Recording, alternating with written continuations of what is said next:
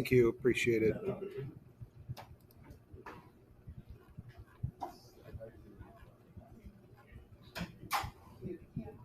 Okay, we did the oath of the Horatii. All right, so let's do the death of Socrates.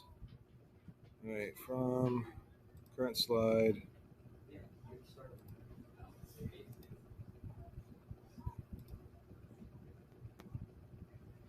All right, I want to point out that the oath of the Horatii made it to the Salon of 1785. There it is up on the wall. All right, so I've got a story for you. We're going to go to ancient Athens. Here we are, and at this time, Athens is a democracy. It's one of the few democracies around the world in the ancient world. Democracy means it's not ruled by a king. It's not ruled by an emperor, and so it is ruled by the people. And that is unusual. Most places are run by a king or an emperor. All right, in the city is Socrates, and Socrates does a lot of talking. He talks and talks and talks and talks. And he was a philosopher. One of the frustrating things is that Socrates did not write anything down. Everything that is written about him is written from his students and not him himself. So we don't know what he really thought. We just know what other people think he thought. But one of the things that he had was an anti democracy attitude. And this made a lot of people angry at him. Another thing that would make people angry at him is he would have conversations with people and he would use logic to find flaws in whatever conversation they were having. So he would, through conversation, point out the hypocrisy of people and point out flaws in their logic. He would trip them up in their own words. And this made a lot of people angry at him. It's almost like street trolling. All right, but he had a lot of students that really loved to listen to his work or listen to his words. And most of these guys that would listen to him, his students, were rich brats. And rich brats love this anti democracy rhetoric because democracy is for everybody, the rich and the poor. And the rich people didn't like sharing their power with the poor people. So they really enjoyed this anti democracy rant. All right, now the story goes is that he was put on trial he was arrested and tried. And the, the, the main narrative is that he was tried because he had these anti-democracy ideas and that when he talked he would upset people, he pissed a lot of people off, and a lot of people that were in power he pissed them off just by talking to them, and that kind of thing got him arrested. And the charges were that he was corrupting the youth and impiety, which means he denied the gods of Greece. Basically, he was just asking, how is it logical that Zeus does this and Athena does that? It doesn't seem very logical. And so he was just pointing out holes in the stories and holes in the logic. And so that made him a target for arrest. The common narrative is that these are made up charges, and these charges had a death sentence imposed on them. And the Athenians didn't really want to kill him for just talking. It's an extreme punishment for just saying words. So they were really just trying to scare him. On any normal person, if you put on these serious charges, and that will make them want to move away. He could have just left the country and wouldn't have to face these charges.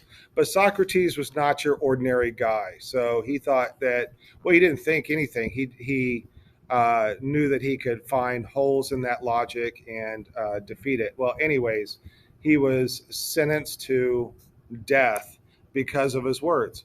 But he could have just left. In fact, his door cell, his the cell of his door was left open. He could have just walked away. It was unguarded and left open. And that's what the Athenians were hoping. They were hoping that he would just go away, and uh, it wasn't really a serious death sentence. All right. He was frequently visited by his students, and he continued to teach them from his jail cell. And the method of execution was to drink hemlock, which was a poison. So even when he was drinking the hemlock, he was still teaching his students, and they were wailing around. All right. So this is the common story of Socrates, that he was martyred for his purity. All right. And people think that he was simply hated for his intelligence.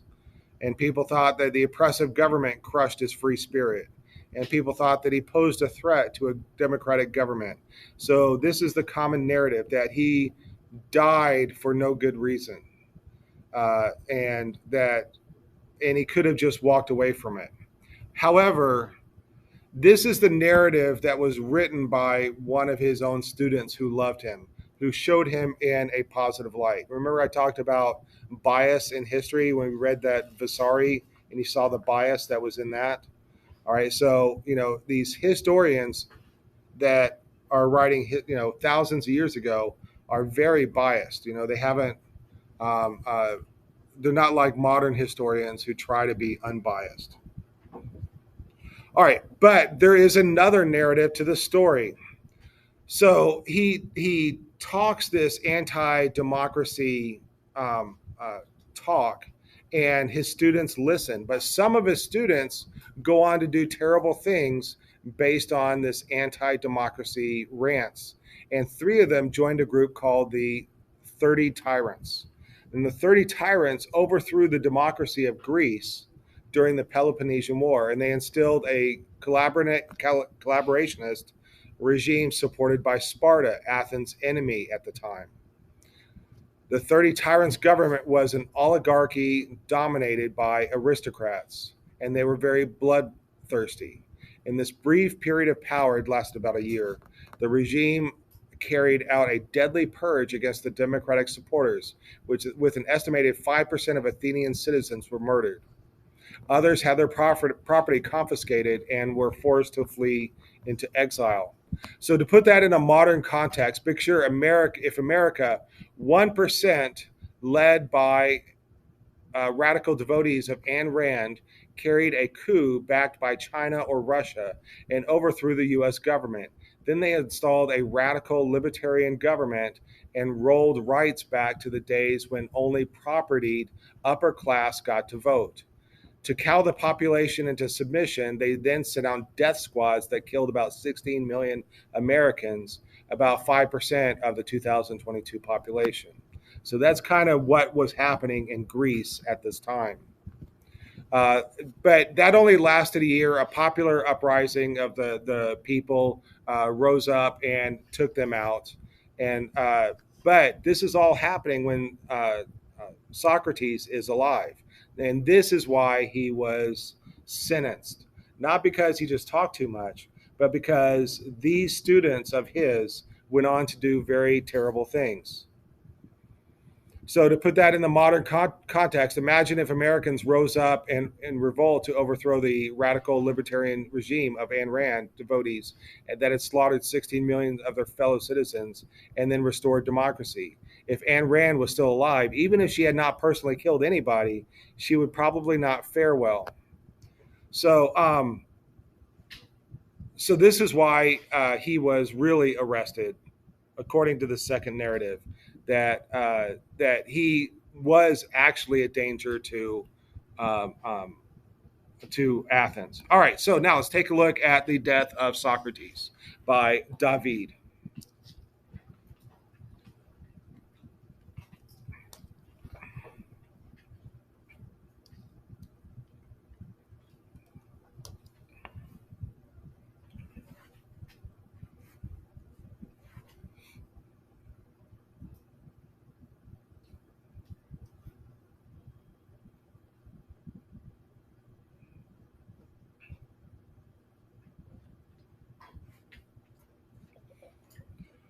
Are we done with the slide? All right, let's take a closer look at the painting. So here we have Socrates about to take the drink of the hemlock. A student of his is reluctantly handing it to him. The student doesn't want him to die, but he's also obeying the words of his teacher. That here, hand me that cup, and so he's obeying the order of his teacher.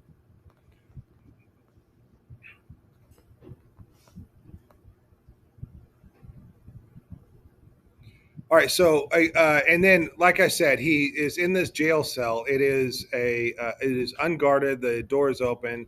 He's basically allowed to go, and instead, he chooses to stay there and to die to teach his students a final lesson.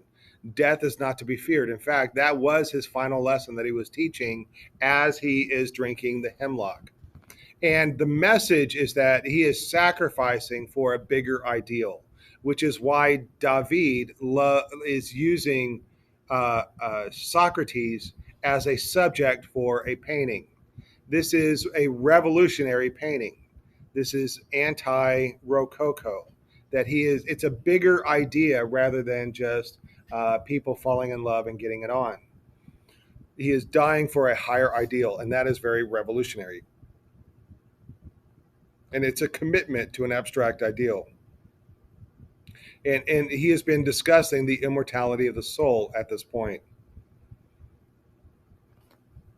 And another thing that David was attracted to is that Socrates is the ideal example of strength over passion. And the revolutionary ideal was just beginning, like 2 years before, or this painting was made 2 years before the actual revolution. So it's during this time of revolutionary thought before the actual physical revolution comes. Compositionally, the orthogonal lines guide us to that back room right there where his family is leaving. And then I do want you to notice, look at the head and face uh, of Socrates. Is that an old man or a young man? The head and face. It's an old man, right? You can see the wrinkles, you can see the gray hair. Look at the body. Is that a young man or an old man? All right, it's a young man. Do you remember back in the Roman art that we had this portrait of a Roman general where we had the head of the old general on the body of a young man to show that the general was, virile and manly. Put your phones face down on the tables. All right, and also last semester I showed you these two pictures where you take this, an old person's face and put it on a young body. All right, the space between the fingers and the hemlock is very similar to the space between the fingers of God creating Adam. I do have some notes here. So it has a maximum narrative charge, and the space between the hand and the cup is electrified. And it's also in the middle of the painting, which guides your eye. Your eye naturally goes to the middle of the painting, and so it has a maximum narrative charge, as one art historian suggested. All right. Do you remember in the Oath of the Horatii how the people that were swearing an oath were very rigid? Well, they were locked into an ideal. They're idealistic, and so also Socrates has this very rigid body. So these sharp angles and these diagonals and these um, with Socrates, it is horizontals and verticals that are in his body. And then the people that are expressing emotion, which is the women in the Horatii painting and the students in the Socrates painting, they're all very curved and hunched over. And we do see a lot of very expressive faces in the painting of Socrates. The background on both paintings is very simple to help us focus on the drama that is happening in front of us. And there's an image of Plato at the foot of the bed of Socrates, but he's depicted as an old man. And in reality, when Socrates was that age, Plato was a very young man. All right, and then this is also a reference to the Last Supper. There's the same number of people in both paintings. Both paintings have 13 individuals. And then the pointing up is in reference to the image of Plato in the Raphael painting, and there's also references to ancient Greek and Roman artwork. So once again, these neoclassical artists, like the Renaissance, are looking back to the classical Greek and Roman artwork. And then we can see the oath of the death of Socrates in the Louvre in 1787. But I'm wondering why did David choose Socrates?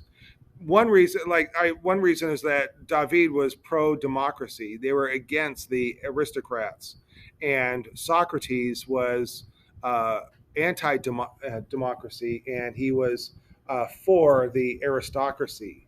And so in his speech, so I wonder why. But then also they are both anti-establishment. They're both like against the government or the current government, and they were both quite revolutionary. So that may be some of the reasons why David chose Socrates. Also, Socrates, as I stated before, is choosing the ideals over like reality. It's more important to die for your ideals. All right, I have a quick story time. This is a story that you already know. This is the rape of the Sabine woman, where the Sabine were invited to a festival in Rome. And at that point, the Roman men kidnapped all the women and went back into their city and shut the doors. And then the Sabine army came to get their women back. But by this time, the Roman men had started making families with the Sabine women. And um, and then I told you the story about Tarpeia, who betrayed the Romans. She's a Roman woman that betrayed the Romans to allow the Sabine in if they would give her what is on their left wrist.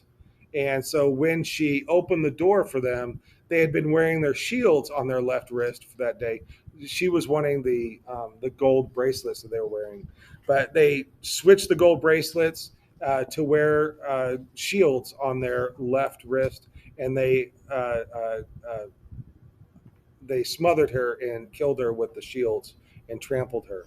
So then we have lots of fighting inside of Rome, and then the women come out and stop the fighting because their husbands are fighting their brothers, and who, no matter who wins, somebody that they love is going to die. So if their husbands kill their brothers, they're going to lose a loved one. If their brothers kill their husbands, then they're going to lose a loved one. So the women come out and stop the fighting.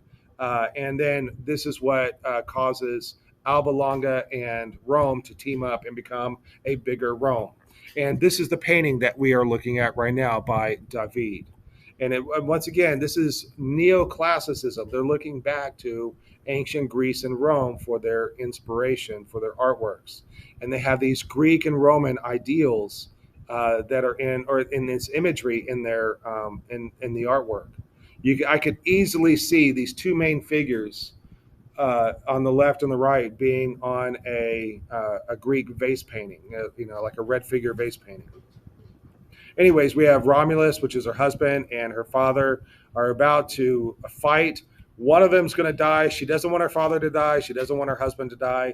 So she stops the fighting. And then I want you to know what a pendant painting is. So this intervention of the Sabine women is a pendant painting to the rape of the Sabine women by Poussin. They're the same size, they're the same subject, and a pendant painting is a pair that go well together. They're displayed together, but they're not connected together like a diptych would be. And another thing I want to share with you about these two paintings in the Oath of the Horatii, it looks like the men are in charge, but with the intervention of the Sabine women, it looks like the women are in charge. And then also in the back of this painting of the women of the Sabine, there is a hill back there. In fact, let me draw it for you. right here this cliff, and that is the cliff where Tarpeia was thrown off, and that is now called the Tarpeian Rock. All right, our last painting. All right, we're going to go to Paris, France, and we are in the middle of the Revolution. All right, the first French Revolution, and so we are in the middle of the Reign of Terror, which is a year of chaos. There were 500,000 arrests. So basically, by the way, all right, it's the aristocracy versus the people. I told you that the aristocracy is oppressing the people. The aristocracy is having their fun and games. They're having these, and that's what the Rococo art represents: is the aristocracy. And the people are sick and tired of their BS, so they rise up. And anybody that is an aristocrat, a king, queen, duke, duchess, anybody that is in the court, anybody that is very rich and hangs out with the king and the queen, and all of those people are now subject to being arrested and executed. And so, like I said, this was a year of chaos, and it was the people killing the aristocrats. And I told you guys before that the artists of the Rococo, either they had to change. So some artists started making revolutionary art. Some artists just stopped making art. Some artists went to other countries. So because they were all connected with the aristocracy.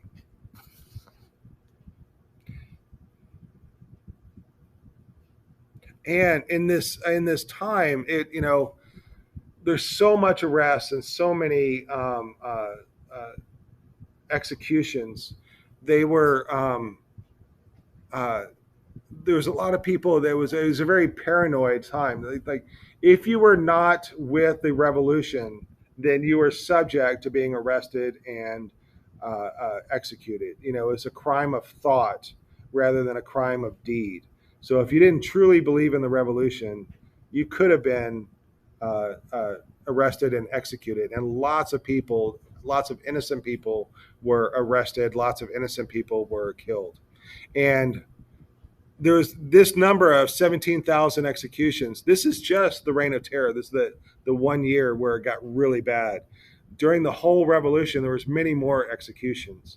And this number does not even count the number of people that were killed by mobs. And it does not count the 10,000 or plus that were killed just sitting in prison waiting for their trial, dying of diseases. So this is a horrible time for France. All right, so among all this, let me introduce you to Jean-Paul Marat, and he's a revolutionary zealot. He's a philosopher. He's a writer. He works for a newspaper or a journal, and he writes for the journal, and he writes some crazy, insane things, and he. He wants people that are not with the revolution to be executed. And he even thinks that people that are not as into the revolution, like they're into the revolution, but they're not super into it, he thinks those people should be executed. Like, that's crazy. And so a lot of people want, yeah. So he has this attitude, either with me or against me. And also, I'm crazy. So you have to be crazy to be with him. And if you're not crazy, then you're going to be executed. Like that kind of craziness with this guy. All right, so lots of people want to kill this guy, and he was also in charge of a revolutionary group that killed thousands of counter revolutionaries. So he personally is responsible for a large number of deaths during that reign of terror. He wrote articles inciting violence against the upper class, and he expanded his aim at revolutionaries that were less radical than him. All right, so now he had a skin disorder. So he spent much of his time in a medicinal bath. So he had this bathtub that he stayed in, and he would have to stay in there for hours. And there was medicine in the bathtub water that would help his skin condition. And so he had to do a lot of working from home. So he would sit in his bathtub for hours, and he had a board across the bathtub that he could do his writings on. All right, on July 13th, 1793, there was a knock on the door. His wife answered, and it was this lady right here, Charlotte Corday. And she was a loyalist. She was loyal to the aristocracy, but she was pretending to be a traitor. She said that she had a letter for him, and on this letter were all the names of the radical revolutionaries that weren't all that radical. And these are the names of the people that he wanted so that he could execute his own people, right? The people that were on his side, just because they weren't as radical as him. So he allowed her to come in. They had about a 15-minute talk. And at the end of that conversation, she stabbed him. All right. She was arrested and like, think about the time of this. She was arrested she did this deed on the 13th. She was arrested and then executed on the 17th. 4 days. Nowadays, it takes years for a crime like this to go to trial. All right. And so they were executing people very quickly. Um, so anyway, she was executed, and the irony is that she killed him in order for to put a dent in the reign of terror. Since he was a big part of the reign of terror, she thought if she killed him, the reign of terror would stop, or it would at least slow down. But that didn't happen at all. If anything, it sped up, and it made him a martyr. I want you to know what a martyr is. A martyr is somebody that dies for their cause. During the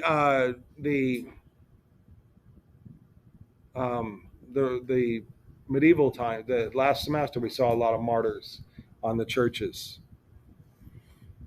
This is Saint Foy. You remember Saint Foy? She was killed by I think it's called a brazier. This like almost like a box spring of the beds, but without like the mattress, and it has fire underneath, and that you're like burned alive uh, that way. So that's how she was killed. Saint Sebastian was killed with arrows, so he's always shown with arrows. So these are martyrs. These are Christian martyrs, and here we have the martyr of the revolutionary, which is Marat.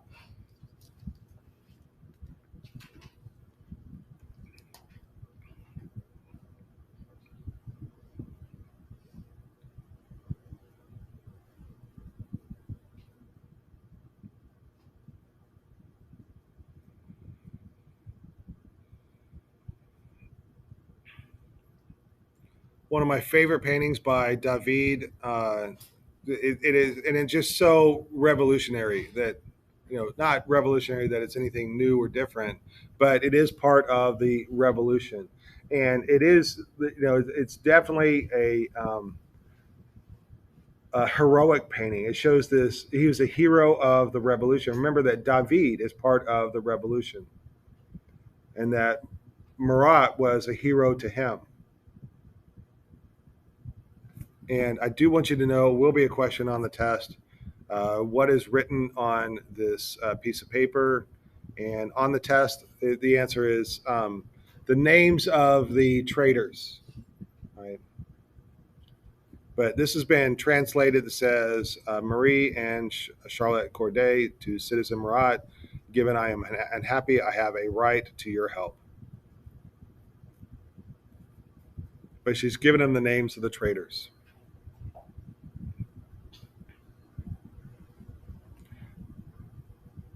I want you to definitely know the difference between neoclassical art and Rococo and Baroque. All right, those are the three main art styles that we've seen during Unit 2. Neoclassical has a certain look. Rococo definitely has a certain look, and Baroque has a certain look. All right, and that will finish us for Unit 2. Are there any questions about anything that we've discussed? All right. For the rest of the period, you guys can have your working Wednesday. I'm sorry to take up your time.